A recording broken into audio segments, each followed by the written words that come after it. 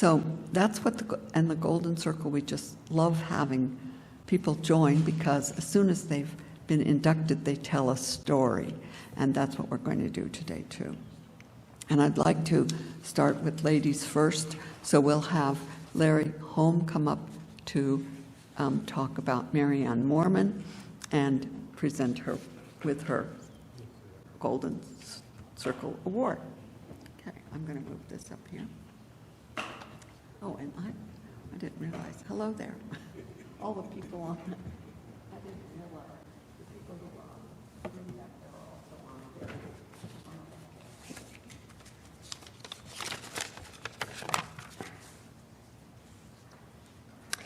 Thank you, Judith. And welcome. I'm glad that all of you could come and listen today. I could not be more delighted to welcome my dear friend, Marianne Moorman, into the Golden Circle. She is a storyteller, a writer, a radio host, an event organizer, and a storytelling coach. She was born in the foothills of the Appalachian Mountains in southwestern Virginia. And she grew up listening to Lester Flatt, Bill Monroe, Irving Berlin, and Cole Porter. She's known to many people as Aunt Mama, and she is passionate about music and storytelling. She is an unstoppable force in the storytelling and music communities throughout the Pacific Northwest. She launched Aunt Mama's Story Table, a monthly event at Starbucks in Seattle, which ran for 15 years and featured her own stories, along with original stories from Katya Alexandra and Ola Bayou Johnson. She has a weekly radio show on KBCS-FM every Sunday morning, featuring music and storytelling. She served as president of the Seattle Storytellers Guild for 2 years, and she's been on our board for over 10 years. She received a Gold Award in 1999 from the International Women's Business Owners Association. She was named a Living Legacy in 2019 by the City of Seattle Arts and Culture Center. She's widely recognized as a principal organizer of the Wintergrass Festival, the Wintergrass Music Festival, and she created its sister, the Pocket Grass Festival. She now runs her own performance space, Stage 3, on her property in Kingston. Throughout her life, Marianne has used music and storytelling to build communities. Please help me welcome to the Golden Circle, Marianne Moorman.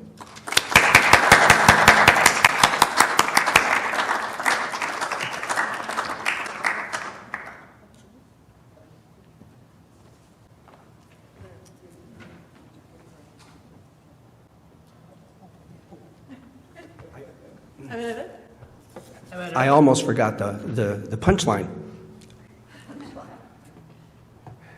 which is,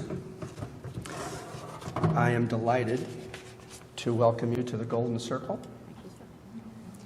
and please accept this as a token of our appreciation. Thank you very much. Thank you. And now, if you would like to share with us some words. Thank you all. Thank you very, very much. This means a lot. It means a lot to me. There's so many stories I would like to share with you. And since Mr. Larry, and thank you for your introduction, and thank all of you who put this together in the slideshow. I did not know about Glenn. I find that it's very much in my heart as I'm standing here. You've done a wonderful job for 40 years, so I think I will tell a story that you're a part of, if I might. I love porches. They're the transition place, the in and the out, a place of memories where you might have gotten your first kiss or said a long goodbye. The past few years, Anita's porch has been a place of bearing witness, maybe looking for redemption for me. Anita lives in one of Seattle's transitional communities. across the way, those small houses, are being torn down and building big box houses that don't have porches. They have balconies for lanais. So you couldn't reach down and scoop up a child if they fell. You could only watch it. The Apple store, which fed so many people for so long, has been taken down, and there's an Amazon store there where those people who are moving into the big box condos shop. Anita's house, little house, little skinny porch out. It's adjacent right to a large school with a schoolyard. And the people from the big box condos come walking by with skinny pants, latex, shiny dogs that they're going to walk or they're going off to jog. It's a duplex. Anita is in the upstairs unit. In front of her door, there's a chair. And in the downstairs unit, there's Stasia. By her door, there is a chair. And it is a very good thing that those chairs are 6 feet apart, because when COVID came, those women wouldn't even go in each other's unit, let alone see anybody else in the world. Do you see the numbers of black people that are dying of COVID? Stasia would say. I'd be the first one in the hallway with underlying conditions. They'd just let me die. I'm not going anywhere. And we have seen the numbers, haven't we? We know the numbers of what happened in the passing of so many people of color, black people. They weren't going anywhere. Now that meant that we couldn't do Aunt Mama's Storytime, which Larry was talking about. Some of you have told, some of you have been there, been a part of that, produced it in association with the Seattle Storytellers Guild for years. For 15 years, we stood next to each other and we told all of our secrets and to the world, anybody who wanted to come by, we found out about our lives. And we learned about each other. I learned that every July, Stasia's mother made peach cobbler for her birthday. I saw the world of civil rights from Rixey, Arkansas, as she talked about it. Talked about and told stories about her brother. He was a sanitation worker. It was the sanitation strike that Dr. King went to organize it. And that's what kind of began the civil rights movement. Anita's stories were different. She was from New York. Civil rights wasn't the same thing in New York. She had great stories. A kind of humor that was contagious, that big smile, and his mouth would just light you up, make you feel good. She didn't know she was funny. She still doesn't. That you'd be falling in the floor laughing. Couldn't tell stories. And a lot of people pivoted. The Guild pivoted. This is 40 years of continuous storytelling because the Guild pivoted and Barry became a pivot powerhouse on Zoom. The aunties were not pivoted. The reason we tell stories is for the audience. We want them to come. We're not going to... No small screen. No small screen. The news came in 2020. The news got worse. It was hard for me to talk to the aunties. There was a gulf. Anger, mourning, regret. We talk on the phone some. We talk about the news. I thought we had learned something. I thought we were better than this, Stasia said. The aunties sat on the porch, profile to each other. A little cardboard sign in each of their laps. Black Lives Matter. So the people coming across from the big box condos could see the sign as they went to jog, and the people who lived in the tents across the way could read the sign, and the marchers that were going down the main streets could feel the support. Sometimes, Stasia would say, sometimes it was the chance that gave me hope. Nothing else gave me hope. We talk on the phone, and sometimes that gulf made it difficult to talk. And then finally, sometime, COVID time, I don't know, it was cold. I know it was cold. I had a coat on. They felt safe enough for me to come over. And we wore masks. I was definitely 6 feet apart, standing on the sidewalk. They were on the porch, little skinny porch. And we talked. It was kind of awkward. And after 15 years, it was a sadness. We talked about underlying conditions. We talked about the news. We talked about pestilence and locusts and biblical prophecies. And then later, the earth would catch on fire. I went back in the summer after the earth had caught fire. I had to come see the doctor, so I was near their house. I asked if I could come over. Stasha didn't answer, but I went and I rang their bells next to each chair. Stasha wasn't there, but Anita came down. She wasn't smiling. She didn't have those cheeks all lit up with a smile. She had a fan, like something you'd get at Uwajimaya. She was slapping away smoke. The orange, tragically beautiful orange sun was so hot, and I was so tired. And I had never heard these stories. I had never heard Anita's stories of Harlem, of growing up in Harlem, of going to schools where books were ripped or torn, where the labs had not got any lab equipment, where teachers told us kids they didn't want to be there. They treated us like dogs, Anita said, dogs. And told me about one teacher who told the kids he couldn't wait till he could get out of that school and get a job somewhere else. And the shopkeepers who thought the children stole. She told me about Harlem, about tenements, about food and money and hatred. And Harlem hovered over us like despair. She got out. She got out of Harlem. She married a man who had a job at Boeing. She got to Seattle. They got this little house that has the porch. And she got a job. She's a medical technician at Harborview. Ironically, her job was testing for viruses and testing to find cures for viruses. Not so ironically, every time she got promoted, the people who reported to her went around her back, went to the manager, did not respect her position. They didn't think I knew what I was doing, and I did, she said. The news got worse. The headlines got worse every time we talked, and every headline felt like a failure, like the freedom fighters were. We failed. But we tried to hold each other's hearts. We couldn't come together at the table, but we tried to hold each other's hearts. And I listened to her that day that was so hot that smoke circled around that porch.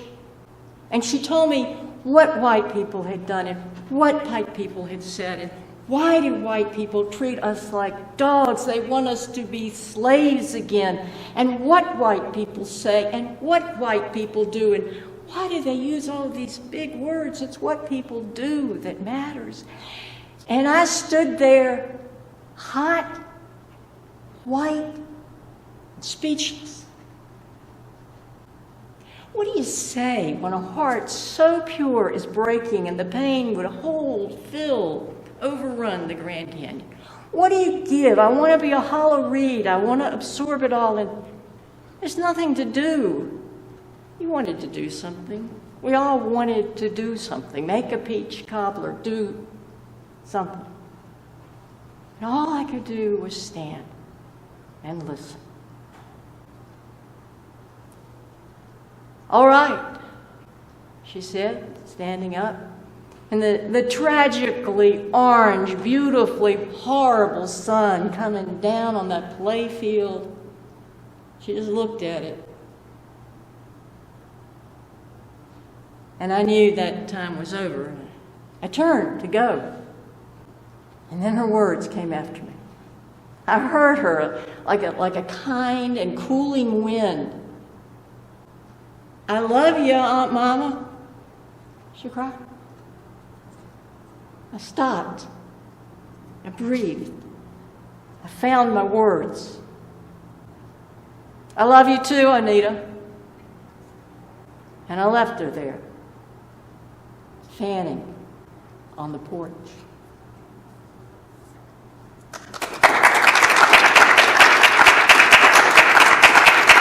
Thank you. Thank you. Thank you for all of your years of support. Thank you for your support of Aunt Mama's Story Table.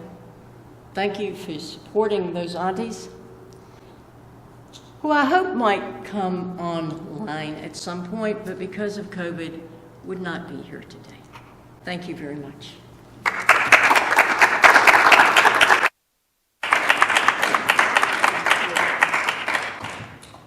Thank you so much. What a story. Like all your stories. It's really fun.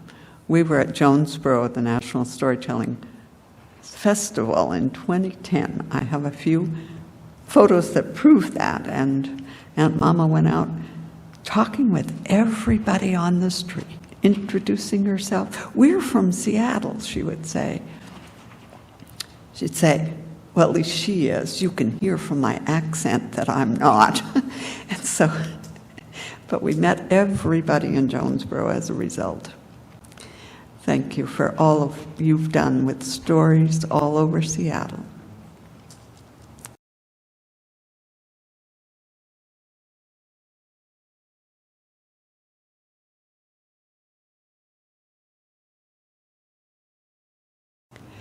And now it's my pleasure, well, all of our pleasures, to say our next inductee is Barry McWilliams, and Barry McWilliams saved the Guild during COVID. Let's cheer.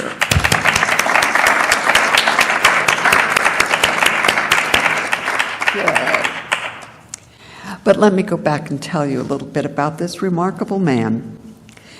Barry was a member of the Guild way back in the 80s and early 90s. And who remembers that far back? He remembers meeting at the Boiserie. He remembers the storytelling festivals at the Nordic Heritage Museum. He remembers, and I forgot to check on the names, Camille and Wooden and her tandem telling partner. And they put on a great improv workshop one time. He remembers all that stuff. And even better, he started a website back then. Have you seen it yet? It's an amazing website with stories and favorite stories of master storytellers and the art of storytelling, articles about that, Bible stories. It's amazing. And even though, and if you haven't been there, the website is listed in the resources in the newsletter and on the website, where you can find all of that, plus the National Storytelling Network and other important resources. So check it out. But then family and his career took him away from the Guild for some time. He and his wife traveled overseas to Uganda and Hungary, but he had kept the website going, and now it is the only website from that era that's still accessible. Hooray, hooray. Now, Barry rejoined the Guild in 2014, and very soon, Norm Brecky talked him into taking over the newsletter. Now, the newsletter has been going on all this time and mined all the back issues, which you can find on the website, mined those for history that you read about in your last newsletter. So he became the editor of In the Wind, and he used all of his creativity and graphic design skills to add many interesting pictures and graphics, icons. He composed articles about technology and storytelling resources, which he knows so well, and he spruced up the publicity for the Guild. Each issue would have posters of the upcoming events that you could use to hang in libraries or coffee shops or send to your social media. He was dragging us into the 21st century. So the board needed a president, and we were so lucky. We talked to Barry, wouldn't you like to be president? But retirement was looming, so why not? And he became our president. And there, his creativity continued. He used his quilting skills to make appropriate to the theme quilts as backdrops for our storytellers, and even invented a PVC pipe stand to hang the backdrops for, so that we could spotlight our tellers. And have you ever seen one man not only be Santa Claus, but also Father Christmas and the Tom-Tom and Winter Elf? I don't know what all. Do you remember that program? The Santa Claus was double booked. So Barry did it all. Imagine. Amazing. And since it was before Zoom, I didn't get to see it, but that's okay. If you did, it was great. So that was for our Christmas potpourri. He's provided a sound system for various programs and learned to use and promote Zoom. So the board started meeting once a month on Zoom, once a month in person, so that people from Bainbridge Island and from Vashon Island, from Whidbey Island could come to our board meetings without traveling. It was great. So when COVID hit, we were prepared. Barry had not only increased his skills about Zoom, but he stepped right in, taught other people to use Zoom, to be co-hosts, and to get on Zoom to present programs. We were able to continue having the 2 story swaps a month with the Briarcrest group run by Afifi and Marilyn Grevstead, who's doing our refreshments, often hosting the other one along with Patty, who was running it at the very beginning, Patty Zaitlin. And then he trained everyone to use Zoom and was even invited to come to the National Storytelling Network to do workshops there, for example, for the special interest group, SIG, Pro-SIG, for producers of story events. And so he's gotten around, and he's been passionately interested in such continuing education, you could call it. He also saw the opportunity for Story Crossroads that does workshops on all kinds of themes, brings stories and monthly newsletters, and these, you're a member of Story Crossroads if you're a member of the Guild. And if you don't, you can see about how to get the benefit on the website, as well as a reduction in the National Storytelling Network membership. But after 6 years, 2 of those, more than 2 years of COVID, he stepped down. And as you know, Audra is now our new president. But the Guild will always be grateful for his leadership above and beyond the call of normal duty. And the Guild has survived, as others have not. So we can celebrate our 40th birthday and look forward to 40 more years. Thanks to Barry. Thank you, thank you, thank you.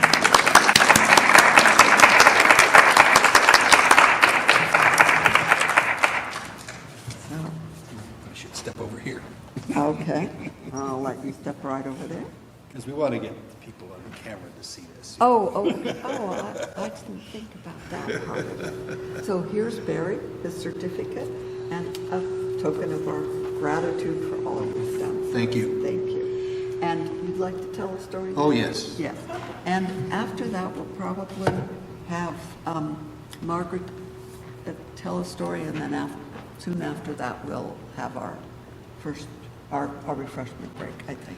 Maybe Pat will tell too before we have refreshments, just to let you know. When I was trying to get into storytelling, I arranged a couple of really almost those kind of gigs that you tell about when you were talking about how you really got into something. I arranged to tell stories at the Everett Public Library. And I went to the library and I told an evening of stories. And at the end, they applauded me. And I never had applause before. I didn't know what to do with it. But thank you for your applause and your encouragement. For me, it is not so much the applause that I received, but just delivering the story. Some of you might know that I spent 40-some years also as a pastor, part-time pastor. Preached a lot. You don't get applause when you preach a sermon. So maybe that explains it. The other gig that I remember was at a public, Whittier Elementary School in Everett. And I arranged to tell stories in all the classes over 2 days. I think I had about 11 or 12 sessions. I came this close to losing my voice. But I'm going to tell a story tonight because the worst thing about being the Zoom host is you don't get many opportunities to tell a story, and you're on that little box, the magic box, which isn't quite right. Right now, there's a lot of attention being given to the kings and queens of England. So I have a story from back in the day, a folk tale that I discovered is widely found in story collections. In my own library, I think I found 6 different versions of it. Margaret's book, the storyteller, the guide to, I have both editions, by the way. Really helpful in finding other variants and so on that. And I discovered it was based on a ballad that was modernized in the 16th century in the time of James I. Modernized. The tune and the tale go back even farther than that. And it's about a king that nobody would line up for at his funeral. King John of England. The title of the story is King John of England and the Abbot of Canterbury.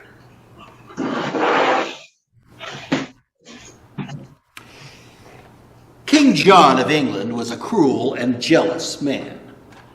He could not stand the idea of anybody having a better palace or more wealth than him. He did not want people to look down upon him when unfortunately he was only 5'5" in height, and most people did. So usually he had to be standing on something so he could look down on people. And if he was out in the field, he was always up on his horse. It might be a high horse, but he still looked pretty short. Why was he so cruel and mean? Well, we wonder about that. You know, his parents and his brothers were so busy fighting over the power of the throne with each other that they shipped him off to Ireland as a child, and he was raised by a bunch of Irish who knows whats. And then his brother became king and took off to fight crusades and get kidnapped. And he was left in England to raise taxes, to raise money, to pay for his brother's activities and that king's ransom to get him free. And to make it even worse, there was Robin Locksley and those merry men constantly robbing the rich to give to the poor. Well, he was not a very pious man. Like his father, he had little use for the clergy. In fact, Thomas à Becket found out from his father that idle words can lose your head. He was a man who was hated by the people. He was hated by his barons. But he was now the king. When his brother died, John Landless, they called him that because he inherited no lands from his family, was determined to let people know that he was the king and he could have his way. And he did not want anyone to think that they were more wealthy than him. You know, actually in those days, they didn't spend all their time in a palace. The court would travel around and visit various castles, drop in for the hospitality. It's like Downton Abbey, you know, when the Queen came. They would drop in and they would put on quite a show for the king and all those people and soldiers and others he brought with them, and try not to look like they had more than he did. Well, there was another man, the Abbot of Canterbury. He was a humble, kindly man, a wise man, a churchman. He was responsible for a monastery with over 100 hard-working monks, keeping them busy at their tasks, supporting their community. At the same time, he was supervising the rebuilding of the cathedral at Canterbury, which had burned down 30 years before, and was gradually, slowly being restored to the glory for which it was intended, the glory of God. He was a good man, not wealthy, hardworking, but his people insisted he wear those scarlet robes, and he wear that big gold crucifix, and he carry a crook, a staff, tipped with silver, because it befit his station. Well, it came about that King John heard this rumor, that the Abbot of Canterbury had a bigger and better house than he did, that he was richer, that he had 100 servants waiting on him hand and foot. He had 50 soldiers with gold chains that escorted him wherever he went. And the king was thinking, this cannot be, this is not proper. So he commanded that the abbot come and pay him an audience. Well, the abbot arrived, escorted by 10 or 12 monks in black habits, wearing his robes, of course, and carrying his staff and his crucifix. Well, old John was up on something tall. He looked down on this abbot. He says, I hear that you live in a very fine house in an estate that is far superior to mine. My lord, this can't be. Well, I hear that you have all this wealth and you are richer than I am. This is not true. It's a malicious lie. Well, I believe the lies. They're just big lies. I insist on the big lie. I believe the big lie. And I'm going to have to do something about that. I'm not a rich man. I'm not a rich man at all. I've never spent a penny that didn't belong to me. Are you implying that I do that? This is what I'm going to do. I'm going to have your head off.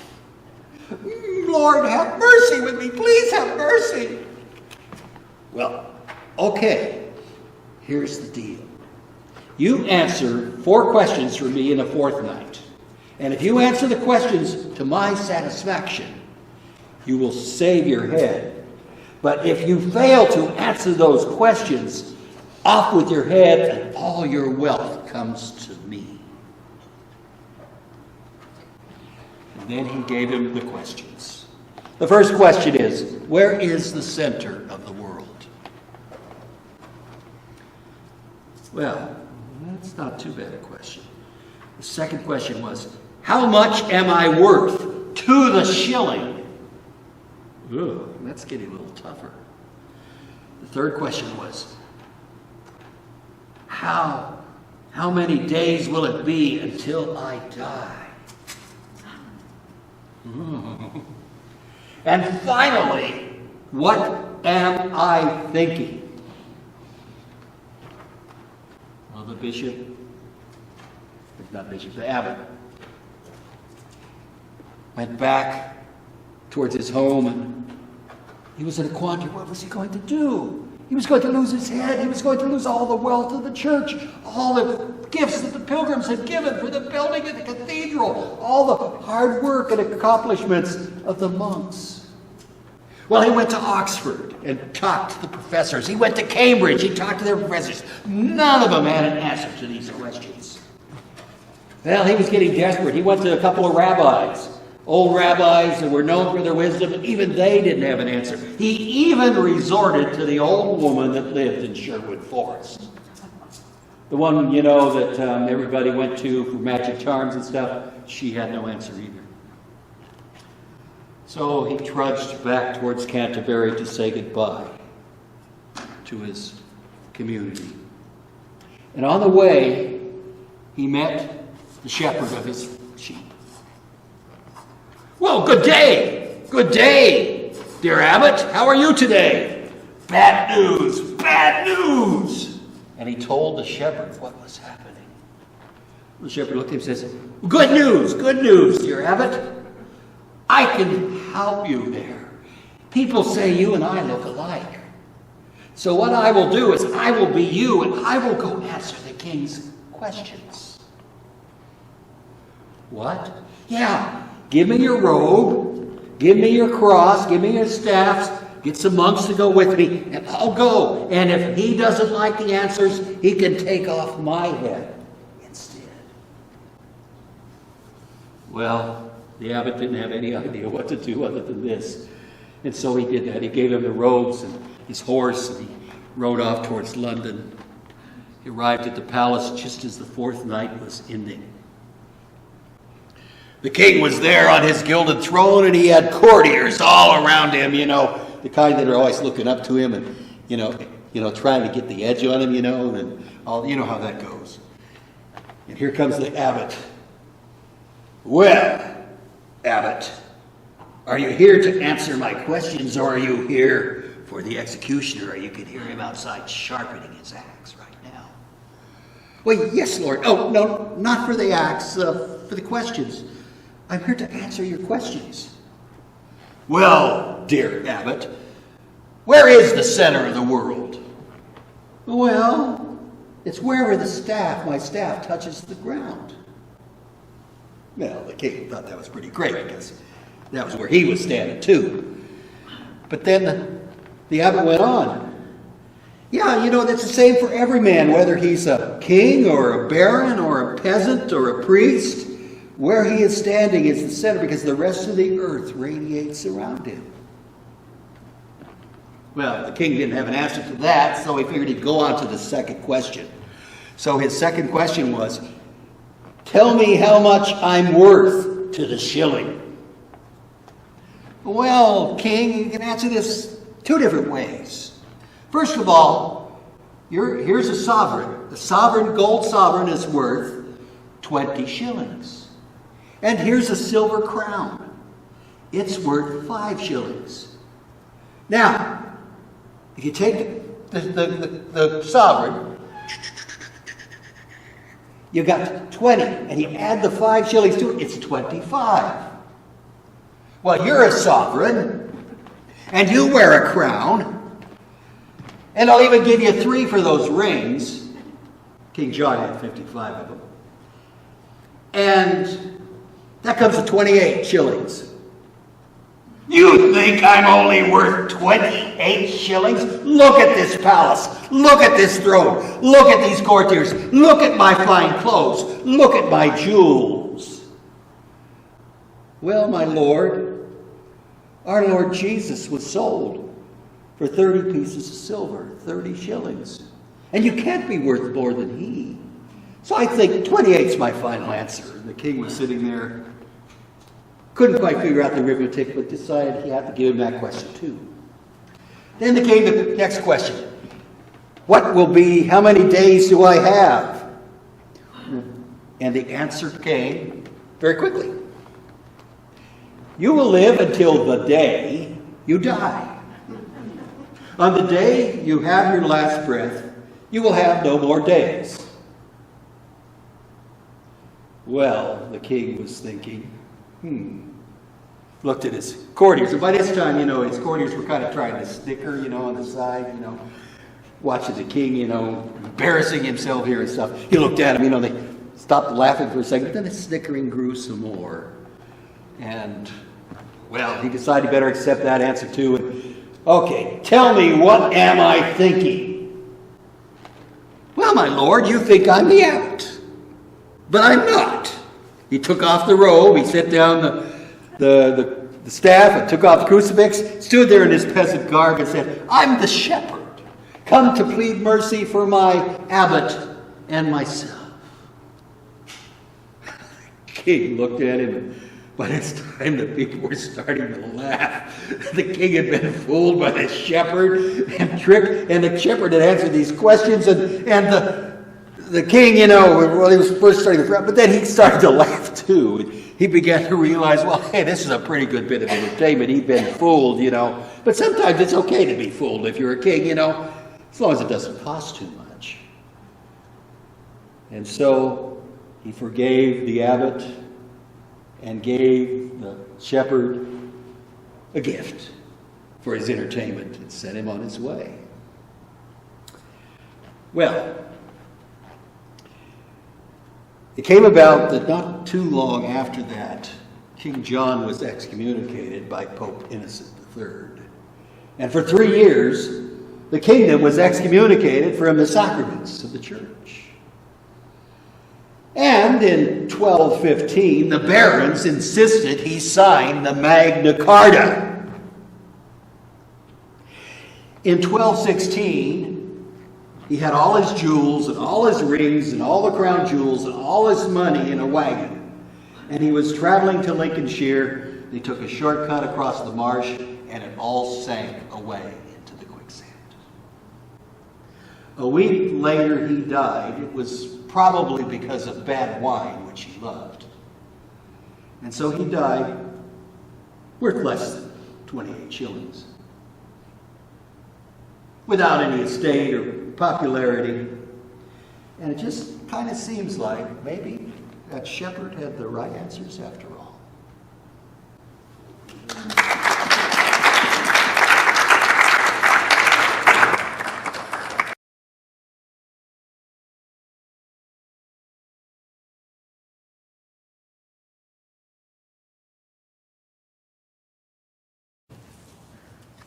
Most of you already know Margaret Reed MacDonald, one of our near founding members, or nearly. Yep. And teacher, storyteller. One of the reasons I'm a storyteller and have so many stories in my repertoire. So please welcome Margaret Reed MacDonald.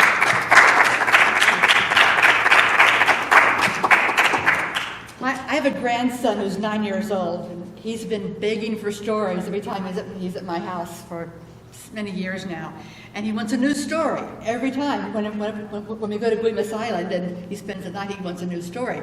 If I haven't got a new story, he says, well, Granny Mac, we've been here for a month. What have you been doing, So I have to find new stories. So this is one of the new ones I found that he likes. It's called Maki and Cocky. Maki's mother gave him a coin and said, you can go to the market and buy anything you'd like. He went to the market and he looked, he could buy candy, he could buy a toy, and then he saw a little mouse in a little cage, and the little mouse looked so sad. He thought, I will buy the little mouse and take him home for a pet. So he brought the mouse and took him home and took him out of the cage, and the mouse looked up at him and said, hi, Mucky, I'm Cocky. I'm going to be your friend. Oh, a talking mouse. He said, tonight, tell your mother to feed me some dates and rose water and see what happens. So he talked to his mother, talking mouse, oh well, whatever you want, dear. So she gave him some rose water and some dates, and she went to bed, and Maki went to bed. At midnight, the mother was awakened by the little mouse calling, dear old mother of Maki, please tell Cocky, if I have to go, where should I leave the dough? What does he want? Oh, I think I know what he means. She said, he has to go poo. Just anywhere in your cage will be fine, dear little Cocky, that's fine. In the morning when she got up, inside the cage were gold coins all over the floor of the cage. Oh my. So every night the same thing at midnight. Dear old mother of Maki, please tell Cocky, if I have to go, where should I leave the dough? Oh, anywhere, just anywhere, dear. In the morning, gold coins all over. Of course, it wasn't long until the mean old lady next door heard about that. All the stories have the mean old lady next door. She said, could I borrow your little pet? I don't have a pet. Just let me take him home for one night to play with him. I would love that so much. So Maki's mother said, I guess it would be okay. And Maki said, I guess it's okay. And she took the cage home, but she wasn't careful. She let it bang around against the edge, the cage, and she flopped it down. And that night, she gave it some stale water, and she gave him some dried up old food to eat. And she went to bed, and she thought, tonight, I'm going to have gold in the cage, too. And in the night, sure enough, at midnight, she heard, mean old friend of Maki's mother, please tell Cocky, if I have to poop, where do you want to scoop? She said, oh, anywhere, dear little Cocky. On the floor, by the door, on the bed, on my head, just anywhere. In the morning she woke up, and do you know, there was poop. On the floor, by the door, on the bed, on her head, everywhere. So after that, Cocky stayed home with Maki and his mother. And whenever they needed money, they would feed him some rose water and dates. And in the morning, poop, poop, poop, just like you want it to be. And that's the story.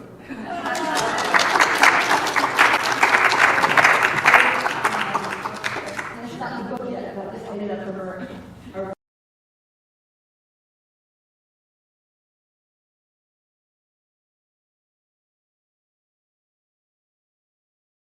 I'll just say, if you've been thinking about you might want to tell a story later, let me know, because Pat's going to tell a story now, and then we're going to have birthday cake and pick up our birthday CDs, and there's also vegetables and crostini and all kinds of lovely cookies from far away, Burien, someplace, Renton, I don't know. They're luscious looking. Anyway, and we'll be doing that pretty soon, but first we'll have a story from Pat Peterson, also one of our very early people in the Guild.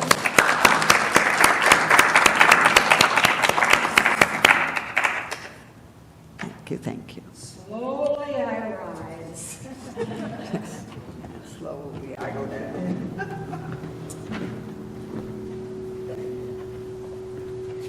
Well, it is just lovely to be here, live and in person. And Barry, we spent almost all our COVID time, and even now, up in Port Angeles. And I can't tell you how welcome the Zoom into our living room has been. Thank you so much, not only for that, but for all your efforts as president. I know what that's like, and I know when you want to not do it anymore, how that can be a problem. I thought when it was time for me to leave, maybe I'll just move and not leave a forwarding address. But I didn't, because I had a lot of old newsletters that Larry needed to have too. So, Margie, I wish my cats would leave me gold coins. That has not been my experience. Margie very nicely offered to drive me up today, and in the car we were reminiscing about, you know how it is, you get a couple of old storytellers together and we talk about the old days and people and everything else, and they are sweet memories.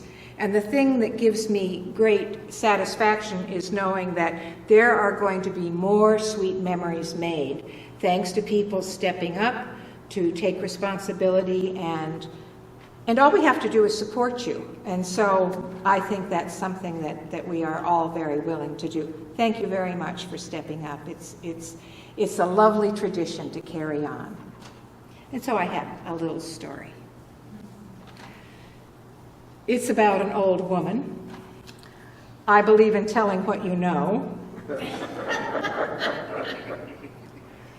There was once an old woman who lived way out away from town, all by herself, but she did have a faithful dog to keep her company.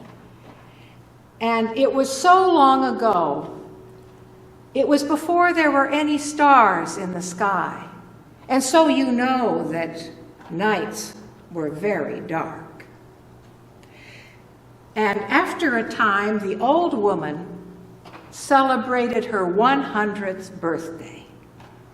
And the people in the nearby village had a great celebration for her. There was feasting, there was dancing, and the king himself brought her a gift, a sack of diamonds.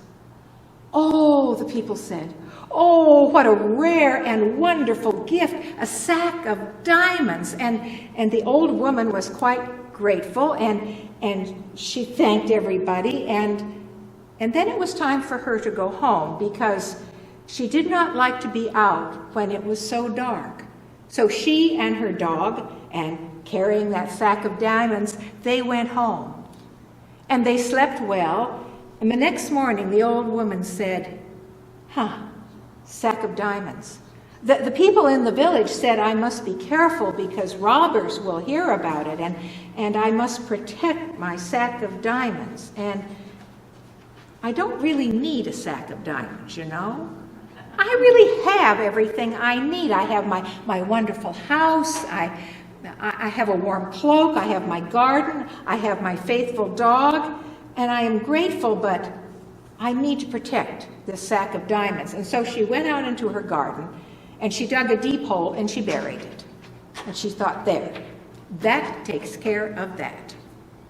And then her dog dug it up and brought it right to her, dropped it at her feet, and she said, oh dear, I thought that was such a good hiding place, but obviously not. I know. It's in a bag, so I will take it out to the well. I will tie a rope around the neck of the bag and lower it down into the water in the well, and no robbers will ever find it there.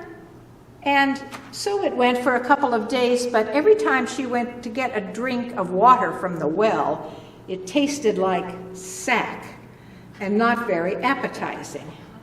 She said, well, what else can I do? It's summertime and it's hot, so I don't need a fire in the fireplace. So she took that sack of diamonds and stuffed them way up the chimney, way up there, and that was fine. I told you she was an old woman, and like old women, she forgot that she had stuffed that sack of diamonds up the chimney, and when the winds blew down from the north, she lit a fire and smoke filled her whole cottage, and she said, what am I going to do? The only thing I can think of to do is to maybe take that sack and tie it on my back and carry it around. But that was very uncomfortable. She said, this isn't going to work at all. She put the sack on the ground and she said, well, maybe I could just sit on it. But the diamonds had sharp points. And you know, old women sometimes don't have much in the back. And so it hurt when she sat on that sack of diamonds. She said, I've had it. I appreciate the thought, but I am taking these diamonds back to the town square. She did it very early in the morning before anyone was up. She trundled them in her wheelbarrow, put them right in the middle of the town square, and went back home feeling lighter and happier than she had for days and days and days. And pretty soon, there came on the door. And the people from the village said, oh, there you are. You know, I don't know how it happened, but maybe you were going for a walk and got a little confused, and You left your sack of diamonds in the town square, and we know how much they mean to you." Oh, she said, "Thank you very much." So she took that sack of diamonds, and she sat down, and she began to think. Old women sometimes have a lot of spare time for thinking. And she came up with an idea, and she got busy. She went to her garden shed out back, and she took some things out and began working with them, and she fashioned a slingshot. And that night, when the darkness came, she and her dog went out into the yard. And that old woman took those diamonds one at a time, put them in that slingshot, pulled back and let them fly up into that dark sky, where they stuck and stayed. Now, it took her quite a while. It was a big sack. But every one of them stayed and twinkled. And she said, "Now, that's the best gift of all, a gift that everyone can enjoy." And when I came upon this story, I thought how that is with us and with stories. When we share our stories, when we remember the tellers that are no longer with us, but we can still, in our memories, hear their stories and sense their wonderful contribution they made to all of us, like diamonds in the sky.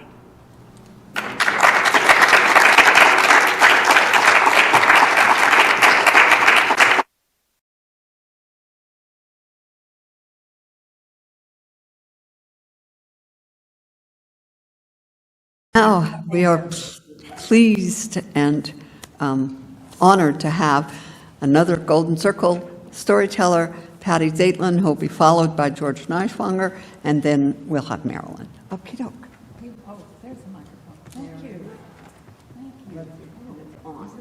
Okay, now I'm hearing myself. That's comforting. It's so good. It's been 2 years since I've been on the stage, or maybe not quite 2 years, but a long time, because I, with Marilyn Grevstad, were two of the storytellers for services at this church. So I'm so pleased that we were able to have this event here, connecting my storytelling community with my church community. I'm going to tell a story about my grandfather.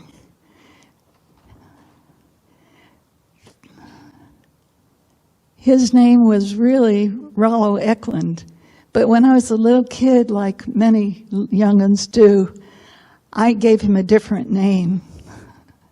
My grandmother was Anna, but I called her Gamby, and I went to a movie and saw Jungle Jim, and ever after that, my grandfather was Jim, and everyone else called him that too, even though his name was Rollo Eklund. When I was a teenager, or a preteen, I guess, I lived with my grandpa and my mother in a little house in South Central Los Angeles. In those days, my mother was working full-time and going to school at night, and on weekends she was studying, so I didn't have much of her attention. But my grandfather was there all the time when I was not in school or playing with my friends, visiting with friends. So he was my primary connection and companion. But I had so many complaints about him. "Mom," I would say, "why does he get up at 5:30 in the morning? It's so early." And she would say, "He grew up on a farm, and the roosters would wake him up at 5:30, and then he had chores to do. That's why." Well, it didn't work for me. I still had to face getting up at 5:30 when I didn't want to. The other thing that was very annoying was he would walk around, shuffle around the kitchen saying, "Boo, boo, boo, I'm the chief bottle washer and cook here." And I hated that. Later, I realized it was because it was sort of, he was demeaning himself in some way, and I didn't like that. At the time, I didn't realize that we had a very wonderful part of our relationship. But you know, when you're a kid, sometimes you don't appreciate the best things that happen. I played the piano. I was talented that I had a very good ear for music, and I could pick up tunes so easily. And he had a wonderful voice, and he knew all the old songs like Casey would waltz with a strawberry blonde, and some of you are shaking your heads. Some of you are in the elder realms, as I am. And I just love those old songs. Now, my mother took me to concerts, and I think my musical talent later developed was partly because of that, but I hated that because they were long and I was so bored. But I loved every one of these old songs. Honeymoon, I Wonder Why You Set So Soon, and Casey would waltz with a strawberry blonde. So I would play and sing these songs. We spent hours with this, me playing the piano, and sometimes he just listened to me sing, and sometimes he sang along. But at the time, I just took it for granted, really. Oh, that's how it is. You know how kids can do sometimes. You don't know to be grateful until time passes and you grow up and learn about gratitude. I wish I had known so much more about my grandfather's life than I did. Had I known what I'm going to tell you about him, I know I would have had so much more respect and love for him than I did. And it just points out to me and to all of us how valuable it is for people to do memoirs, to tell their stories to their families, what a difference it can make. But don't wait till a person passes away and you discover, like I did, his memoir hidden in my mother's papers. He was a fine writer. He was good at describing things, and as he wrote his memoirs, he noted the songs that were popular in that day and the political events that were happening too at that time. It was a very enjoyable read. I learned so many things that I had always wished I had known before. Yes, he did grow up on a farm, that was true. And some relatives had invited him to join them, and they were farm hands. But he sort of rose up the ranks quickly. There were hogs on one farm that had some kind of terrible illness, and they were just dying. Well, he had worked with horses a bit, and he knew there was a remedy that worked for horses, so he tripled it for the hogs. And he said, well, hogs won't die of things you feed them. They eat anything. And it was true. The hogs got well, and no one of them died. So he went up in the estimation of the farm community there. And later on, he got a job in it was probably the finest farm in a community outside of Chicago. He didn't say where that was exactly, but he went to work for them, and they found that he was excellent working with horses. And I know I have loved horses and ridden them when I was younger, and I know they're very sensitive to feelings that people have. And so he was able to calm the most nervous horses, and I'm proud of my grandfather for doing that. After a while, one day, he happened to look over at the big house where there was a party going on. At the time, he was dating a young woman, but now he saw a woman that just captured him completely. She was sitting chatting with other women there, and so he managed to get into that party and help serve the ice cream. They were hand-cranking ice cream, and he helped serve it and met the person who was going to be his great love, my grandmother, Anna Litch. She was apparently the most popular and beautiful woman in that county, and she had a lot of suitors, and he was just a farmhand. So he had not a lot of hope, but he was lucky because Anna's father really liked him, all that work with the horses and everything, I guess, and said he would loan him a carriage to take my grandmother on a date because he didn't have any carriage, and the other suitors, more wealthy than he, could take her out to many different places. So they started dating. The first place he took her was a chicken dinner. at a family home somewhere. And then he took her to Buffalo Bill's Wild West show, which was very popular at that time, and other events. And gradually, he loved her more and more, and she fell for him. But he knew that he could not marry her if he didn't have a good living, and he did not, as a farmhand, earn a good living, even though he was at the top of that game.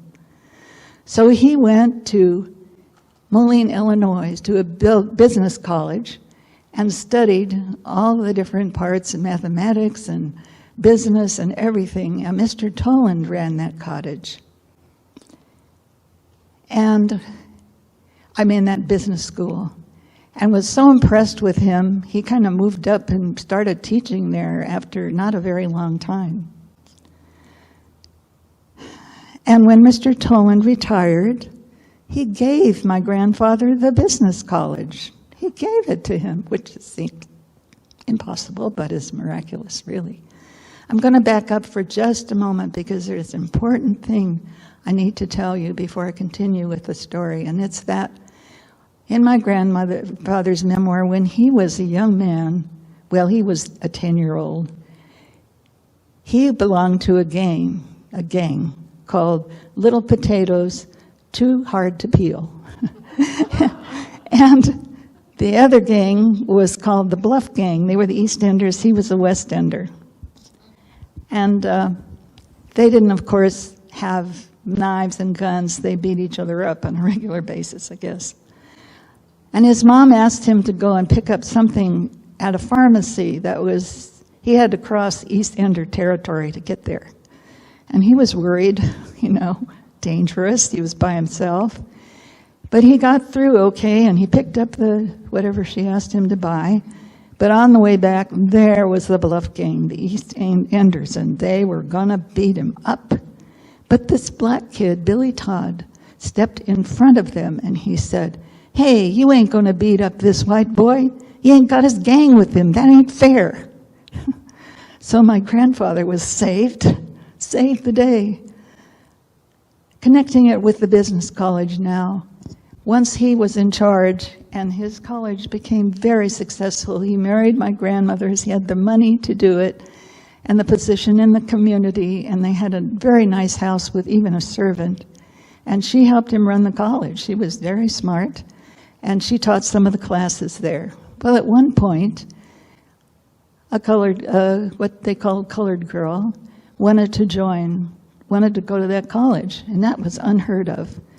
But my grandfather told the students and the faculty the story of this kid saving him from getting beaten up, and they all voted to let her join.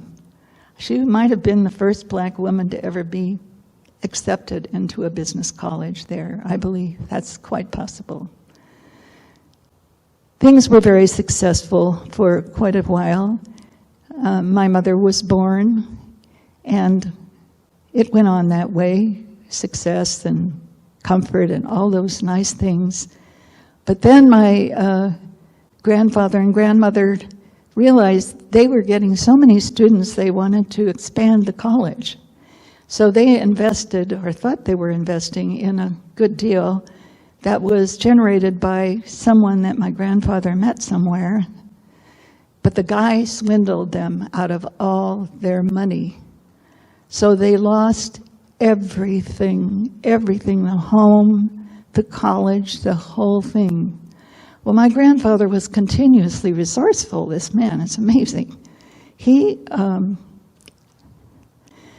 went to work for the Underwood Typewriter Company. And once again there, he rose right up in the ranks, and he was promoted to be the head of the New York department. So my mother and grandmother were moved into a pretty nice apartment house in New York. And she was now about 16 years old. But one day, the Depression hit, and everyone lost their jobs and couldn't pay rent. So there was a day when my mother and my grandmother came home to the apartment to find all of the belongings of all the tenants on the street. They had been evicted with no notice, just dumped out there. A friend of hers said they had found a tenement to stay in when my mother went with them, and it was kind of a crummy place to live, but that's what they had. She met my father, and he was a violinist. He didn't use music. I mean, he didn't read notes, but he could play anything that he heard on his violin. So they became a couple, but they didn't have, the story goes, they didn't have the dollar to get a marriage license. So they did not get married. But my mother did get pregnant with me. And my grandmother did not want her to starve, and the only possible place she could think where my mother would have a decent food and place to stay was her sisters had a little farm in Arkansas. There were about 3 sisters that owned this farm, and they would have plenty of food because they grew it themselves. So they moved to Arkansas. Meanwhile, my grandfather had gone back to Moline, Illinois to raise up a few pennies that he could help support the family with, but he wasn't very successful. I was born on the way to that farm in Council Bluffs, Iowa. And I feel so grateful that I grew up on a little farm with 3 doting aunties. And we had chickens and a cow, and I would call the cats in the evening. The cow, my grandmother would get a big dishpan, and then the cow would put milk in there. And I would call the cats, and my grandmother said I was the best caller of cats ever. And they would all come with their tails waving, and then they get their little faces with milk all over the nose and the whiskers, and they were happy, and so was I. We had banty hens, and so I was given 2 baby chicks, a yellow and a black one, and to keep the cats from getting at them, we put them in a Quaker Oats box, and with holes in the top. So I had my little pets, and we had a cow, and I used to wander through the cornfields. It looked like it was in this golden forest. I loved living on that farm with those aunties. I feel so blessed that I had that. But they couldn't stay at the farm because my grandmother and mother really didn't want to live off of her sisters all the time. And my mother had a lot of skills.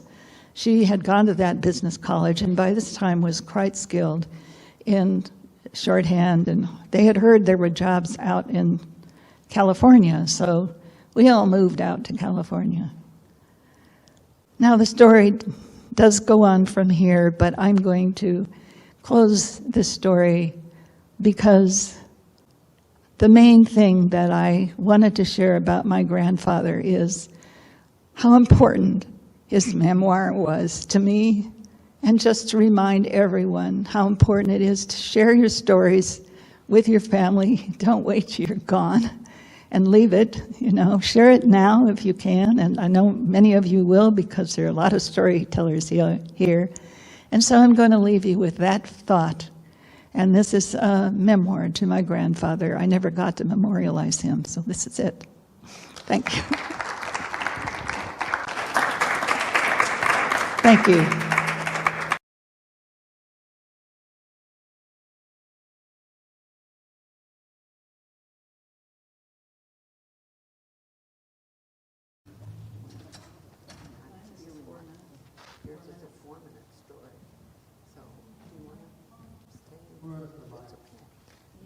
Above your heads.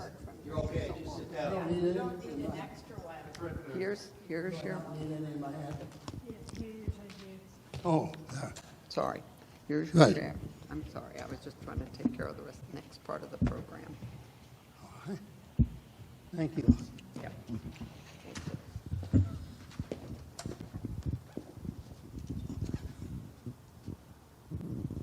Well, good afternoon, fellow storytellers.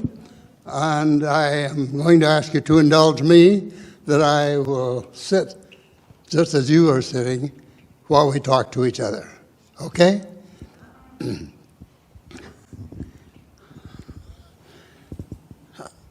I have been thinking during this past few weeks how grateful I was that I have been associated with the Seattle Storytellers Guild.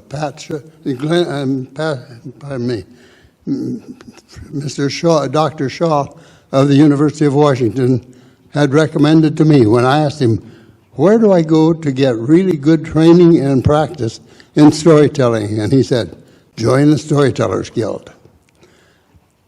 Well, I don't usually tell stories about myself. Personal stories, well, I'm not too strong on them. But I'm going to tell one this afternoon. I hope you like it.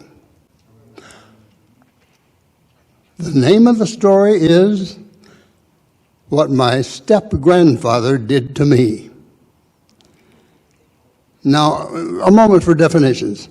Now, when a woman marries and has children, and then that dissolves, and later she marries another person, the children now have a sort of father, but it isn't their birth father, so they call him a stepfather. Well, take it one more generation. When the grandmother has children, and they have children, and the grandmother remarries, well, what is that man to these people, to these grandchildren? He's their step-grandfather. Okay, now we've got the relationship between me and him. With this step feature, my grandmother married back in Buffalo, New York, had 3 children. The marriage ended rather violently or volatilely. And so she picked them up and took them with her. And a couple of years later, she was as far from the East Coast as I guess you could be, is in the state of Washington, in Walla Walla. She was an excellent cook and a good restaurant manager, so she opened a restaurant. And it was so popular that nearly everybody in downtown Seattle would flow into the Complete Cafe. One of them was the owner and editor of the local newspaper. It was called the Walla Walla Statesman. And it's the forerunner of the daily newspaper that is there even now, the Union Bulletin. Well, the two of them got well acquainted and finally fell in love and decided that they would have to go to another place. Graham shut down her cafe. Her new husband, sold his newspaper to another. And the two of them went back to where he had been first married and then settled down in a town not far from Golden Gate, just a little ways north of San Francisco. Well, Graham was a very loving person. And she was also excited about what came to be grandchildren. My mother married my father and stayed in Walla Walla. And when my older sister was born, Graham was elated. Oh, she was delighted. And I don't know how long, but a few weeks after Marion was born, Graham took her husband, brought him back up with her to Walla Walla, and Graham pitched in sharing the motherly duties with my mom. Then they, of course, went back down. And when my older brother was born, Graham again was excited and brought her husband up, and she again pitched in doing some of the things that a mother would have to do. She loved it. Well, I came along. She was again elated. Another grandchild. My grandson, oh. So she came up. Now, I don't know. I think I've been told, but I've forgotten whether it was weeks or a few months, but they came up and stayed with the folks, and Graham pitched in with Mom. Well, one morning, Graham and Mom gave me a bath in the kitchen sink, and then dried me off, bundled me up, and Graham carried me into the living room.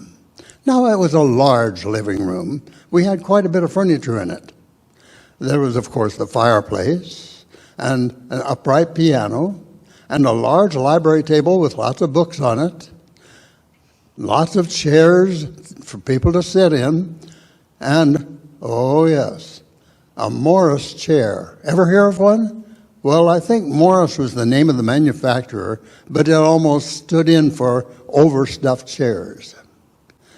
My father did heavy work, and when he came home at night, he would wash up, eat dinner, and go in and relax in that Morris chair. Oh, he loved it.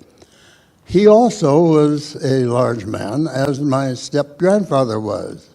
They both were about 6 feet tall. Both were about 200 pounds.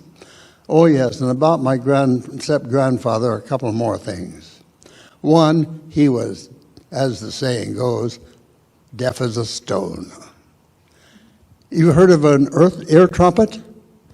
It looks like a funnel. You put the small end in your ear and the people shout into the big flared part of it. Didn't do any good with him. He was deaf. And, well, I might as well admit it, he was also a penny pincher, a cheapskate, a tightwad. So, remember that.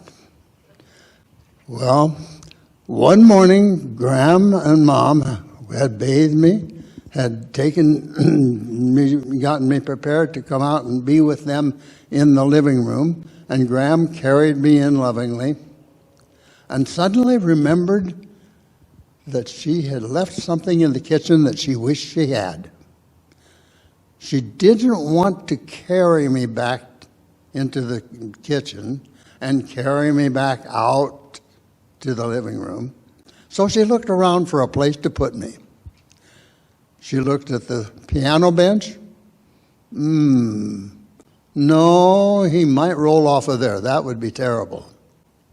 She looked at the library table. Well, yeah, that's a lot bigger. He'd have to roll farther if it were to be bad. No, I don't think I'll do that.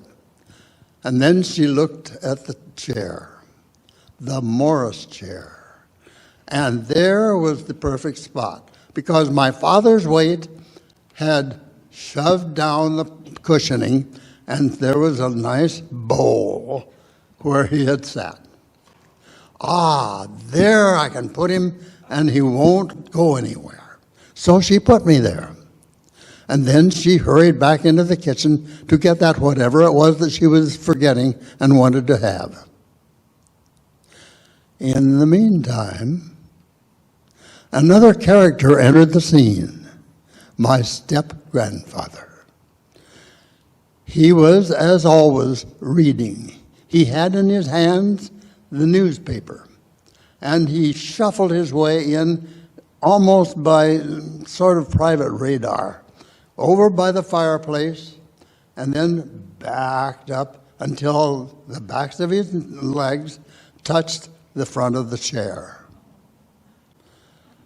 And still oblivious to anybody else being in the room, he sat down.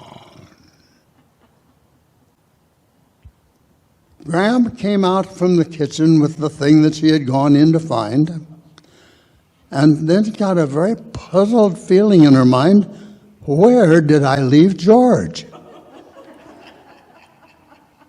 She looked at the piano bench. No, I knew better than that. Then over at the library table. No sign of him there. Then over at the chair and her husband. And she remembered. Oh, she rushed over to him, jerked on his arm, get up, get up, get up. And he looked up at her, are you daft, woman? Now, I should tell you, he was born a small boy in England. You know what the word daft means, don't you? But when have you ever used it? If you want to say something like that, you'll say, are you nuts? Won't you now? Well, he said daft. But she couldn't make him budge. He shook her up. She realized things are really dangerous now. She turned to the kitchen and shouted Mom's name. Aura, come quick, quick! And Mom came rushing out, and Graham pointed, George is down there. Now we come to an interesting point in our lives when sometimes there's something that challenges us or blocks us that we just can't, we aren't strong enough, we aren't able to budge it. We can't move it. Now, 2 women are not likely to be able to take a 200-pound man and lift him, are they? Would you like to try? So, Ma and Graham, on opposite sides of the man, seized him by the arms, lifted him up in the air, shaking himself, trying to get rid of them, again saying, are you daft? Are you women gone bad? And they stood him on his feet and shoved him away, and then dived for that bowl in the chair. My mother was an honest, forthright, absolutely truthful speaker. When she told me the story, as she did numerous times in my young life, she said, I was not, as a baby usually is, nice and pink, nor was I what you would think if your blood were being pressed out of part of your body or all of it, white, not even gray. I've never understood it. I don't know how it happens that way. I couldn't figure the coloration. But she said, George, you were black. Mom and Graham did something, they don't remember what. Someone was sent running down to the doctor's office, and we lived only a few blocks from the downtown, and the doctor came back running to us. He did something, they do not remember what. They just told me that he took over. Meanwhile, my step-grandfather stood not too close, but near, and he had a strange look on his face, and he was saying something odd. For one thing, he first was blowing out the sides of his lips. And he had a heavy mustache and a long trail down. They used to call it, do they still call it a walrus mustache?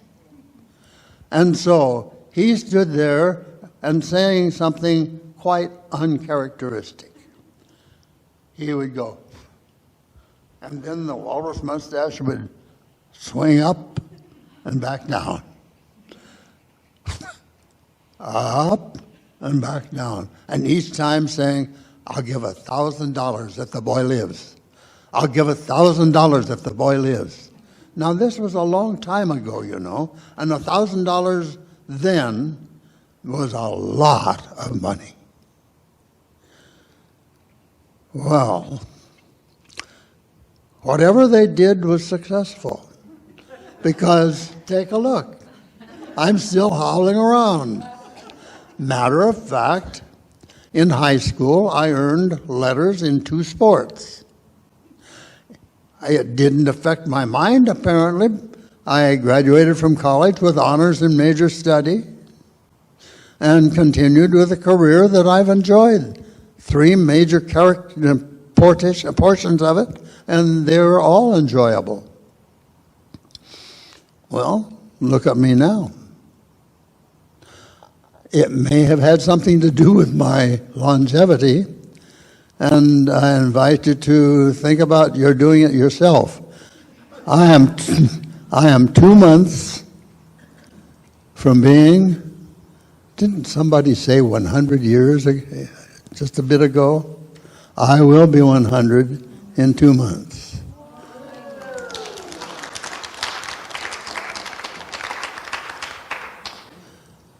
Well,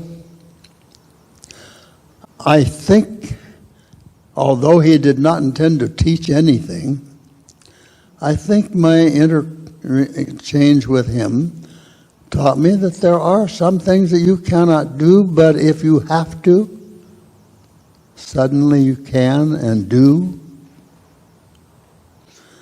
Well, I think I may owe something to that step-grandfather.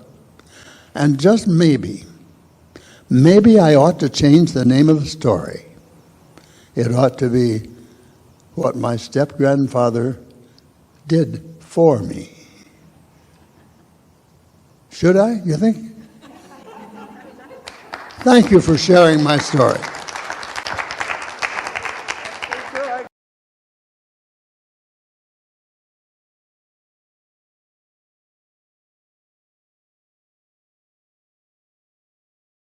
Wish we could have lots more storytelling.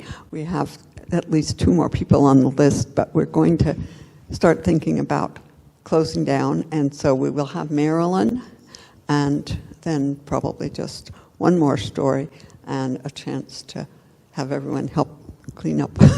So, okay, and I'll chat with Anne. So, Marilyn has been with the Guild and running our story swap after Patty, along with Patty, with check-ins and wonderful things all this time. And she's going to tell us a short story. Thank you very much. Let's see. You can just, I think, just stand in the middle. I'll take the chair away. Goes over there. Let me take this back, but that should be just fine.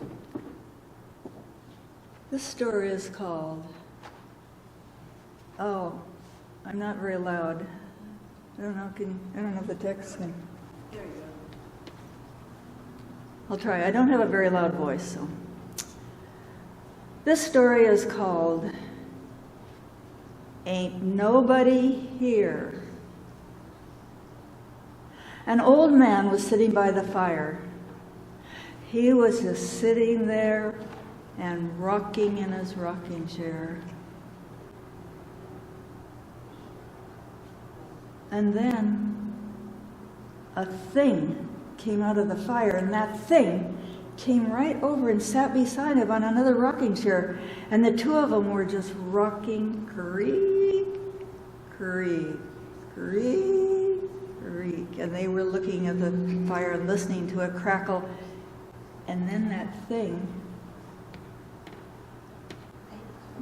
turned to the man and he said, "Ain't nobody here rocking, nobody rocking but you and me." Well, that scared that man so much he jumped out of that chair. He ran through the door and he lurched down the stairs and he started running up the road. He ran faster than any old man had ever run. His heart was pounding and his lungs were hurting, and then he looked to see if that thing was around, and that thing was right behind him. It was breathing its foul breath on his neck. And that thing said, "Ain't nobody running down this road. Nobody running but you and me." And then that man ran faster. He ran faster than any boy or man. And he saw up ahead there was a wall. It was a rock wall, and it had slippery rocks, but he ran to that wall and he leaned on that wall. He was panting, and then he looked, and there was that thing. And that thing said, "Ain't nobody leaning on this wall, nobody leaning but you and me." Well, that man started to climb the wall. It was hard, it was slippery. He was slipping and sliding and slipping, and he looked, and that thing was climbing the wall right beside him. That thing could have touched him with his long, dirty fingernails. And that thing said, "Ain't nobody climbing. Ain't nobody climbing this wall but you and me." And finally the man got to the top of the wall, but he lost his grip. and he fell to the ground, and that thing fell right on top of him. He passed out. Well, the next morning, somebody came around. They saw him lying there, and they said, "Oh my gosh, what happened? Here, let me help you." And that somebody helped him up and brushed off his clothes and put his arm on him, and he said, "Are you okay? What happened?" And that man said, "Oh, I was sitting by my fire, rocking, and this thing came out of the fireplace, and then I was running up the road to get away, and it was right behind me, and I got to this wall, and I climbed the wall, and that thing climbed the wall, and when I got to the top, I fell down, and I guess that's when I passed out, and that thing fell right on me." And the man said, "Oh, that's terrible. I'm so sorry." "Well, you're okay now. Don't worry," he said. "Don't worry, man, because nobody's here but you and me."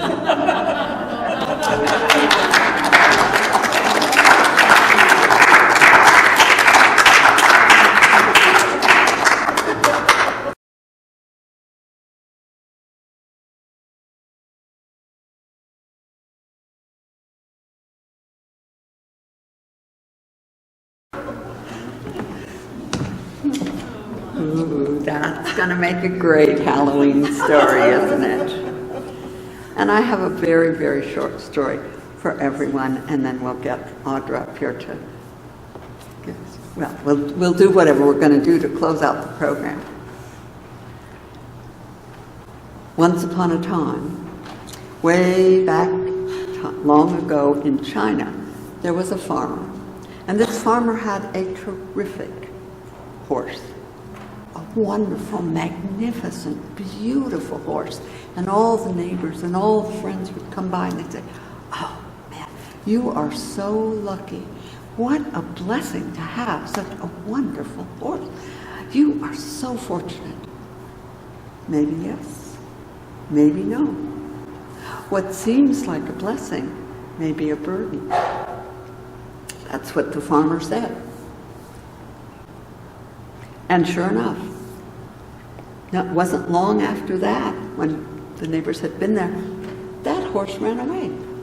It was gone. He searched, gone.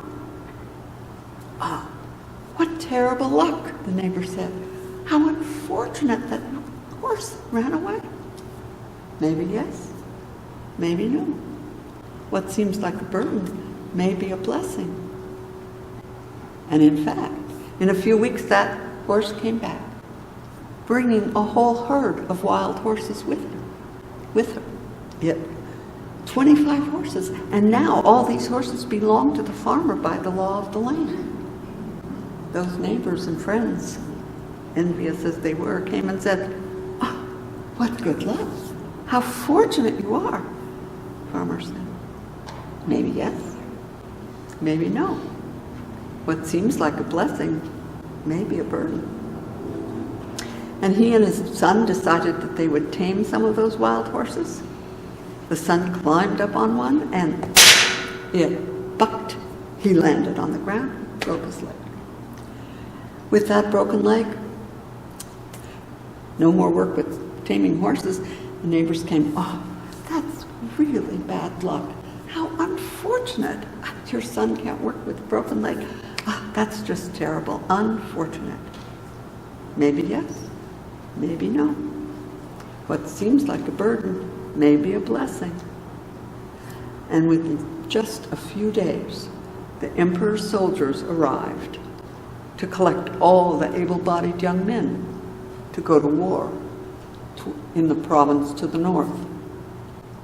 They didn't take the son. He had a broken leg. And ever after that, the people of that village said, "What seems like a blessing may be a burden. What seems like a burden may be a blessing." And we are so blessed to have been able to celebrate this birthday with all of you And we are so blessed to have had so many wonderful stories from all of our different people, even those who've had to leave early. Thank you very much for coming. And we have some takeaway things if you feel moved to take cake or whatever with you. And we hope to have many, and the staff, the board should give their name tags back to Barry so that we'll have it next time. We hope to see you again in person. And Allison has something to say, and Audrey may want to say something too. If someone wants some hydrangeas, they're up front. Audrey, do you have some parting words for our birthday party? Sure. Just wanted to say thank you everyone for coming. I look forward to working with everybody in the future and for the future events. Be sure to make sure you look at the future events. Everything will be on Zoom for the rest of the year, but I am planning on having an in-person event next year for March, because that is my month to organize, so I'm excited about that. We will be having it, I'm looking into a couple of venues, so please expect to have it be at a theater. We will be at some sort of theater where you can purchase drinks, food, and we will have a good time, and it will be a big party in March, okay? So that's all I want to say. Thank you, guys.